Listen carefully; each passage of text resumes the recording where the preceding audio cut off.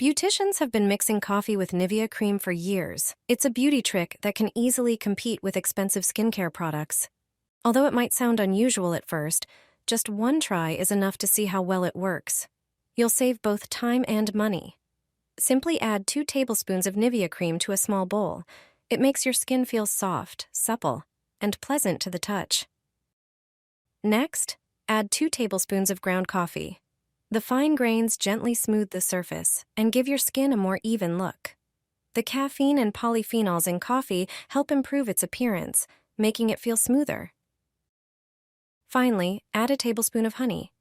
Honey contains enzymes that help gently remove rough layers and leave the skin looking more refined. Mix everything thoroughly until you get a smooth, even texture. This special blend works wonderfully as a face scrub or mask. Use it twice a week, and you'll be pleasantly surprised by the results. Your skin will look fresh, radiant, and well cared for.